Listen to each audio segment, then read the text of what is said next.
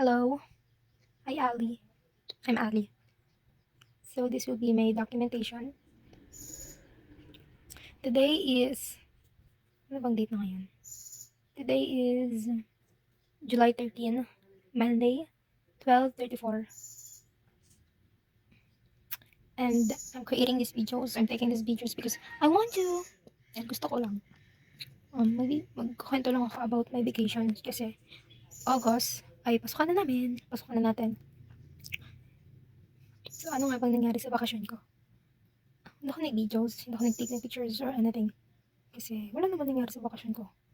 Nandito lang ako sa bahay. Lumalabas naman ako, guys. Lumalabas naman ako. Only if may magyaya sa akin. Most of the time, I spend reading stories sa Wattpad or sa PDF. Sa first month ko ng bakasyon ay wala akong ginawa kundi matulog. Kasi sabi nga nila, kailangan ko ng bumawi ng tulog. So, walang ginawa kundi matulog. Late akong matutulog. Pero gigising din ako ng late. Mga tanghali na. Tapos, babangon ako ng late. Tapos, ganun ulit. Cycle. And then, after that,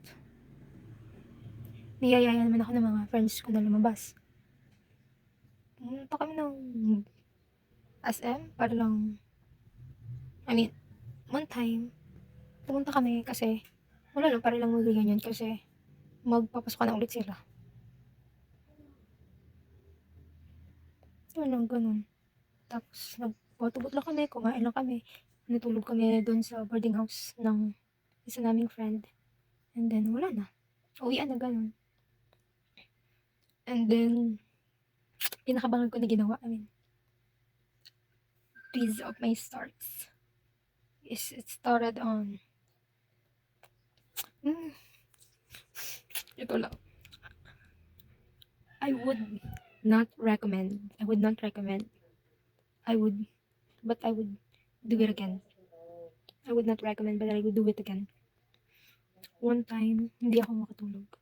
Wala namang kasing tao dito sa bahay, kaya wala namang makakarinig sa akin. One time, syempre, iba nga, late na ako natutulog. So, one time, nagkaroon ako na, insomnia. Ayan, hindi ako nakatulog. Inabot na ako ng 1. Pinipilit ko talaga matulog, I swear, pero my body clock is not body clocking. Kasi ganun sa college, late ka nang tutulog minsan. Kaya ayun, bangag ako. Kaya, nag-download ako ng dating app. Ang tanga lang, tanga. Ayun, nag-download ako ng dating app. And it's so fucking random yung app na napili ko. Kasi, for me, like, ang popogi ng mga Italian, ng mga taga-Europe. Ayun yung pinili ko. Na app, nakita ko dun. Ano yun, Europe dating app, something, gano'n. Makikita niyo sa Play Store. Hindi Tinder, hindi Litmatch, hindi mga fucking well-known na dating app. Yung fucking app na pinili ko ay hindi ganun kalala. Syempre, this is my first time doing that. So, I'm so fucking naive. Hindi ko kaya nung nandun ako nun, hindi ko ini-expect na matatanda pala yung tao na nandun. Yun, matatanda yung mga tao nandun sa apps, guys. Kaya, huwag niyong gagawin. Pumili kayo ng maayos na apps. Tapos, syempre, nandun ako sa app. Tuloy, sa'yo naman naluto, diba? So, kind of, naghanap naman ako ng makakamatch. Nakakainis.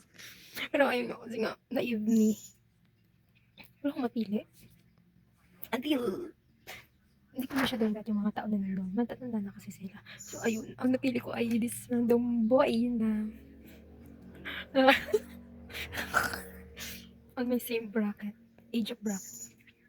I'm 19 and ang napili ko ay si Blank. Yung 21 boy na 21 years old guy na cutie. He's Spanish. Ang kalaban ng Pilipino, mga Espanyol. Pero he's so cute. For me, he's cute. Ayun. Like, kamukha, nung una ko siya nakita, kamukha niya si Mr. Bean.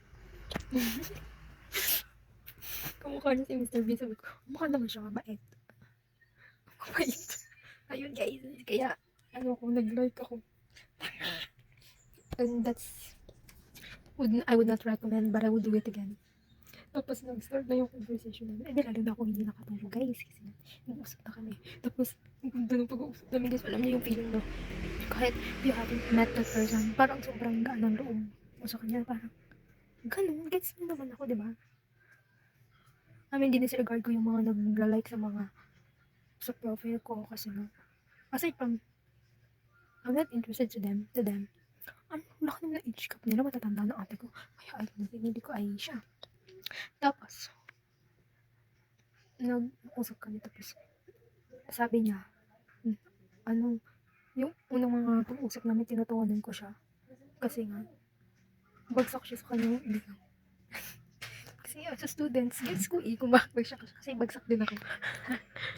Ayun, nasa exam era pala siya. Tapos, yun, doon nag-start yung usap namin until super like, I swear, super ganda na pag-usap namin tapos biglang nag-glitch. Nag-crash yung app. So, kasi nga hindi ako naka-verify. Hindi ako nag-verify. Kaya ayun ko, sabi ko, fuck. Na para bang mamamatay. Na para bang katapusan ng mundo. Adi ayun ang ginawa ko. Naglagay ulit ako. Tanga number unang katangahan. Ayun, nag-download ulit ako. Tapos, nag-download ako ay hinanap ko siya ulit. Sabi ko, nag-crash yung app. Sabi niya, may ginawa ko. Tapos sabi ko, wala, ba't nang gagawin ko din ginawa ko? Sabi ko, lang siya. Pero ayun guys, sinabi na hindi ako naka-verify kasi hindi ako mukhang tanga. Ayun. Tapos sabi ko, ako pa talaga ang nag-offer pala ng my IG. If do you have IG? Tapos yun, lumipat na kami sa IG guys. Tapos nag-usap din kami doon na matagal. Until, yung ko lang na-realize, sobrang haba pala na pinag-usapan namin. About life, stuff, what are we doing, ganoon, mga course namin. Ayun. Pero yung parang, yun yung pinag-usapan namin na parang, friends, parang we know each other for a very long time. Kasi hindi namin masyado pinag-usapan yung mga details sa buhay namin. Yung mga lang, yung paano kami nag-usap, hindi ko na matandaan. Pero yung sobrang gaan na, kasi as an introvert, nahirapan ako makapag, sa mga tao, like I don't know what to say, pero hindi parang, wow! Ganun. Tapos ayun, doon na nag-start yung pag-uusap namin. Hanggang sa, bigla niya akong ginos. I swear, bigla niya akong ginos. Like, sobrang parang nalabam at ako ng mga era na yun, guys. Ng mga days na yun. Ngayon na parang masisira na nag-runs ako sa friends ko na isa. Yun, nalaman niya na, kasi yung friend ko na yun ay gumagawa din ng mga ginagawa ko. Technically, he's doing dating shit. Kaya, sa kanya ko na-decide na ikwento. And, turns out, kaya pala. Hindi ko, tinalay namin na hanapin siya. Sabi niya, hindi niya siya mahanap. Kasi nga, nag-di up. Tapos yung pala, nagkaroon siya ng personal stuff. Personal problem. Sabi niya, kasi tas mga 2 days after nun. 2 days lang naman siya nawala, pero parang kung nasisira ng ulo. Kasi it's been a very long time. May attachment issue pala ako. Nung ko na-discover din may attachment issue ako. Kala ko kasi detachment issue kasi lahat ng mga mostly na nakakausap ko ay ako ang maalis. Kaya akala ko ay may detachment issue ako. Pero attachment issue na pala meron ako ngayon. So, ayan. Anong nangyari after 2 days after nun, 2 days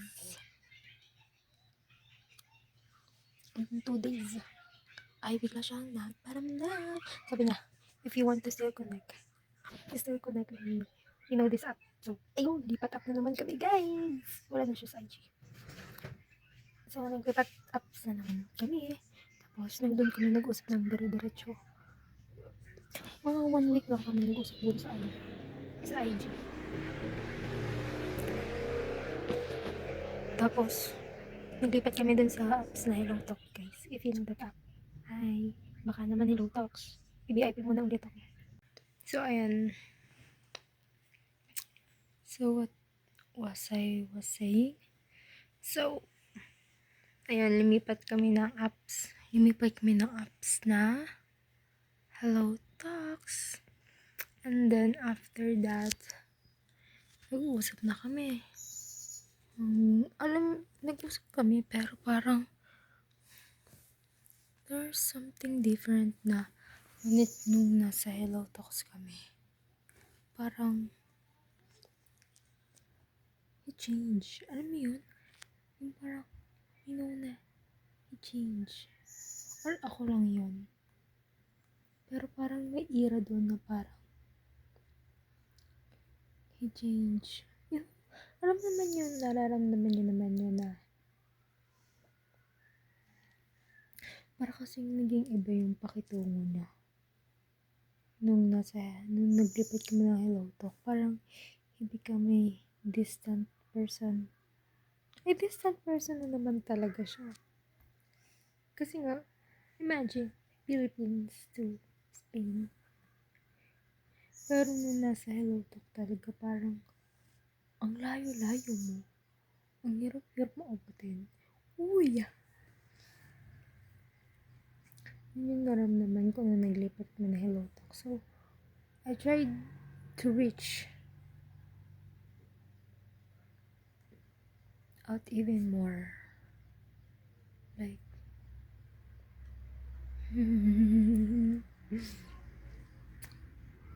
ewan ko, parang bigla kasi, hindi ko alam anong nangyari. May ganito bang angle? Ang ganda ko dito sa angle na to. Pero ayun, yun nag-iba yung pakitungo niya. Kaya I tried to connect even more. Or baka dahil naramdaman ko yun kasi today siyang nawala. Uy, isang linggo lang naman nag-usap sa IG. Tanga, bobo. Ngayon ko lang nare-realize yung mga katangahan ko.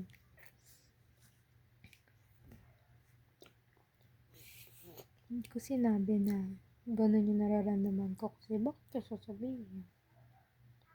Ano ba kami? Pero ano yung pakiram na? Tapos ayun, nag-start ulit kami mag-asaran. Like, alam yung asaran na may flirt? I really, really like that. Akala ko nga may na. Pero alam niyo yung pakiramdam na we are more than friends but less than a lover. Oh, sino nagsabi niyan? Ako lang nag-declare ng akin. Oh my God, kung may makakapanood po nito. Sorry guys. Tanga lang. Ayun. Tapos, nag-continue naman kami nag-uusap. Tapos, ayun kung nagbago din ako. Hindi naman sa nagbago ako. Nagbago yung pakitungo ko sa kanya na parang I couldn't admit it to myself. Pero, at some point, nagganto. Nandito ako guys. Nagganon ako. I fucking Paul! Don't be Paul! Ayun, you know na. Some point, nagustuhan ko siya. Bakit? Tanga. Nagustuhan ko siya, guys. Nagka-crush nga ako dun eh.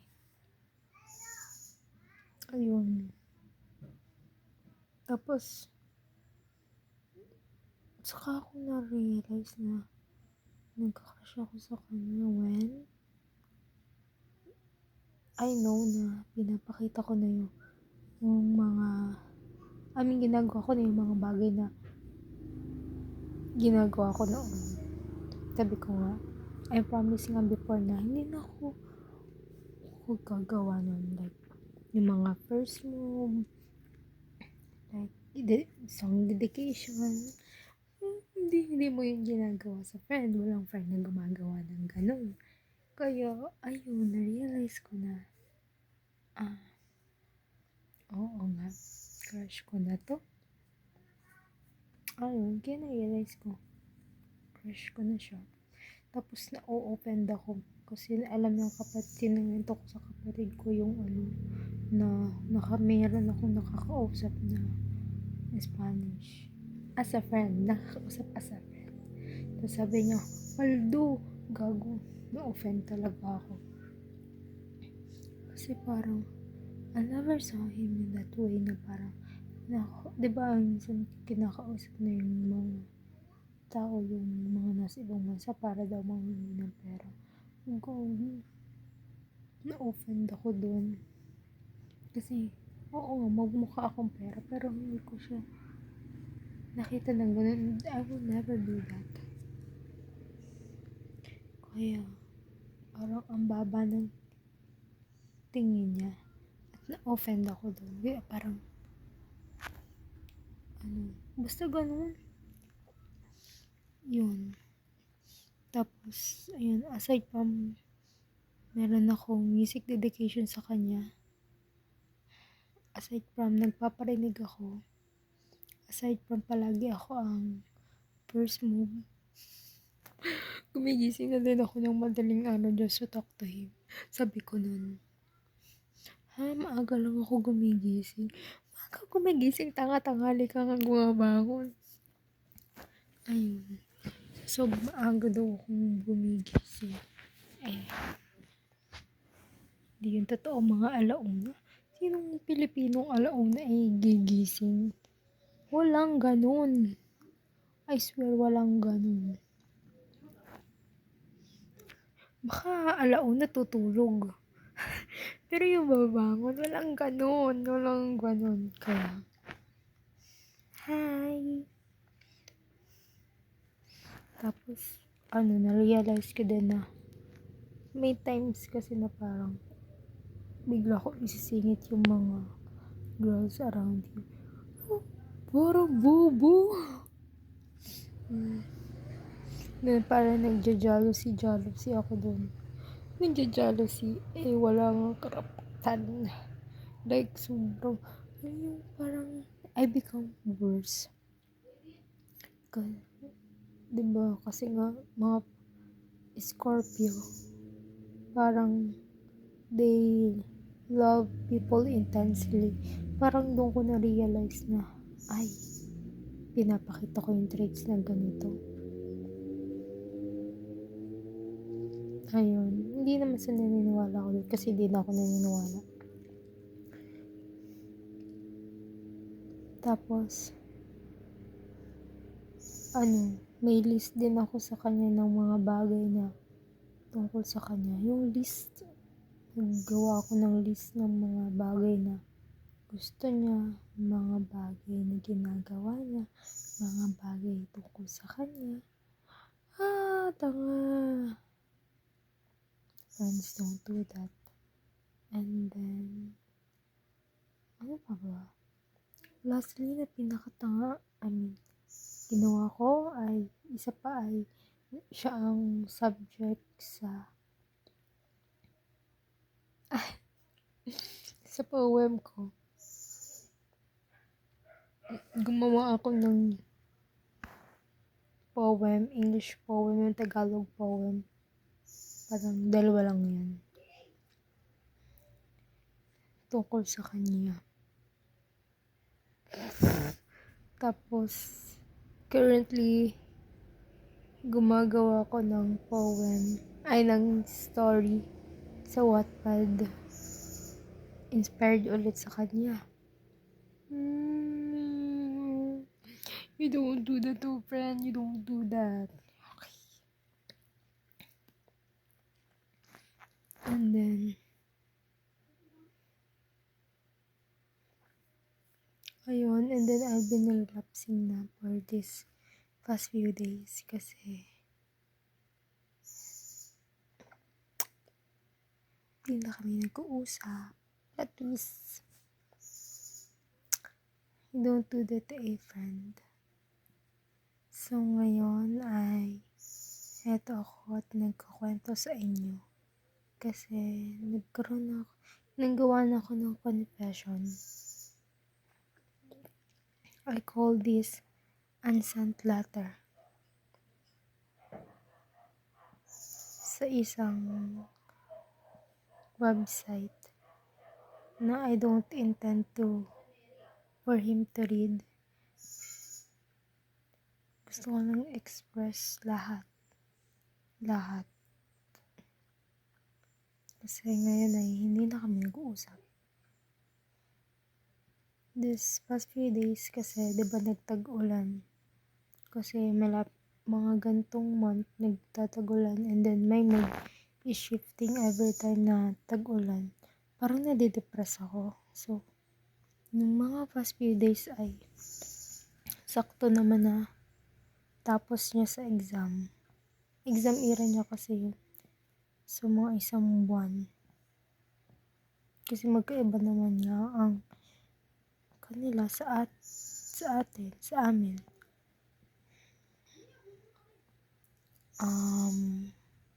Kakasabi niya after ng exam week niya, back daw siya sa replying mode. Palayo ka. Ayan, hindi yun totoo. After na exam niya ay mas nagkaroon na siya na time sa buhay niya. I mean, yes, I want you to have your life back. I want you to enjoy your vacation. Pero grabe naman. Porket tapos ka sa paghihirap, iniwan mo na ako dito. Like, ginost mo na ako. Sabi niya, na last time sabi niya ay pupunta siya nasa Valencia. Nasa Valencia daw siya. Kasama ng friends niya. Siguro, nag-chat siya na ng madaling araw, 1 p.m. Sa atin, 1 p.m. Pero ewan ko lang sa kanila. Bilangin niya na lang 6 hours pabalik. Tapos, nakita ko yun ay umaga na.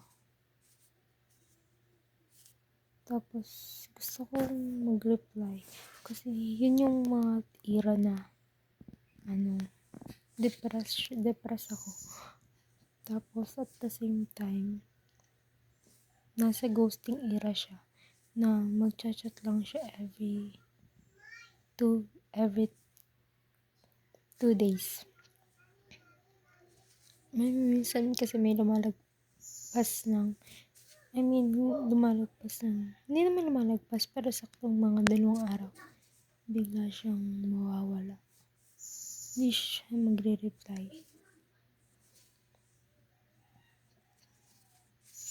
Tapos, minsan may times na, parang, kasi diba nagchat-chat ako, parang ginagawa niya ay, nagre-reply lang siya. Tapos, kasi gano'n na naging routine namin ever since nung malapit na siyang matapos. Mag-chat siya. Mag-chat ako. Magre-reply siya. Mga bandang 1 p.m. Kasi tulugan na dito. Tapos marireceive ko yun umaga. Mag-chat ako. Magre-reply ulit siya 1 p.m. Makikita ko ng umaga, mag-chat ako. Ganun ulit, parang naging cycle na siya. Sometimes, nagpapang-abot kami, pero mag-uusap ng saglit, tapos, aalis na ulit siya. Hanggang sa yun na pinakahuli, yung sinabi niya na nasa Valencia siya, kasama ng friends niya. And then, late ko na yun nakita. Sabi ko lang ay, that's nice, enjoy. With a happy face. Hindi ko na sinundan. Not because ayoko nang makipag-usap din sa kanya. because I find our situation toxic, but because I want you to need me. I want you to do all the same things I'm doing.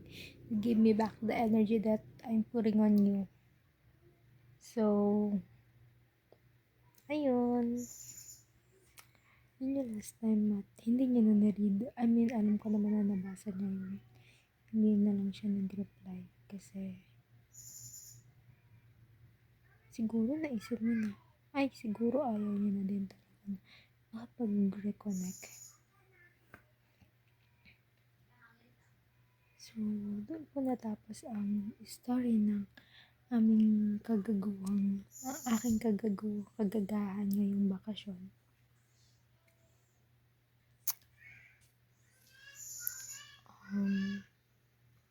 I'm gonna post this sa YouTube ko. Sana walang makapanood. Kasi nakakatangina ang mga kinuwento ko dito. At sana ay hindi ito makarating sa kanya. I mean, kung makarating naman ito sa kanya, para naman maiintindihan niya, diba? Kasi Tagalog to. Tagalog nga to. Paano mo maiintindihan? Pero sa mga Pilipino na makakapanood nito, hello. Hello na lang sa inyo. Wala akong pakialam. And a lie if you're going to watch this someday.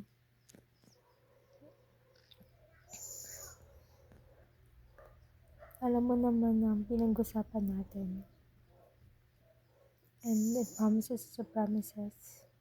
So, gusto ko lang malaman mo na may nangyaring ganito. Masaya naman ang bakasyon ko, guys. Masaya naman siya. Mapigati lang siya. Medyo ma-heavy lang sa heart. Once again, would I recommend it? No, I won't. I would not recommend this shit. So, be aware, guys. Kasi baka mag-ghost din kayo. Pero would I do it again?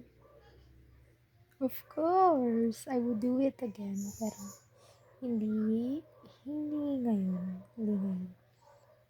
Siguro, may promise kasi ako sa sarili ko na after ko na lang makagraduate ulit.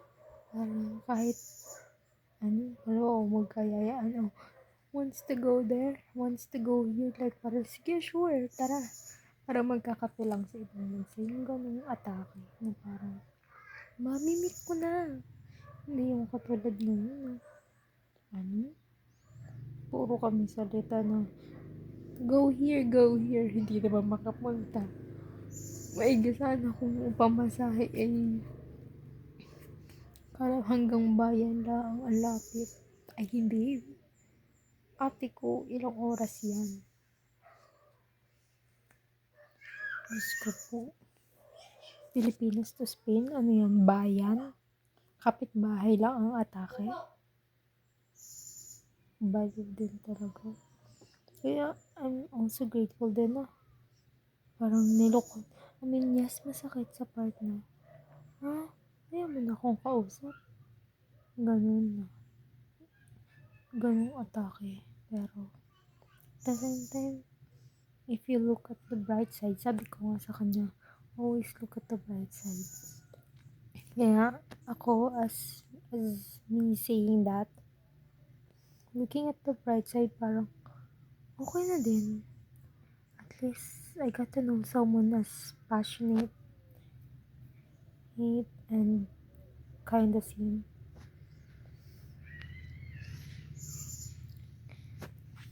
Kasi, kahit ako din naman na nagsabi sa kanya na, kung i-ghost mo ako, okay lang. Kasi, we both know naman na, this won't lead us to something. This won't, and this, I don't think it will. Kaya, okay din na habang maaga pa, tinigil na namin, tinigil niya na. Kasi siguro naisip niya, baka ma-fall pa to lalo. Kaya I'm still grateful pa rin sa ginawa niya. Kasi may point naman niya. Though I'm still hoping na someday ay ma-meet ko siya at sana ay makausap ko ulit siya. So, kung gusto mong mag-reach out, available pa naman ako hanggang gusto mo. Sige, habang hindi pa ako busy. So, bye-bye!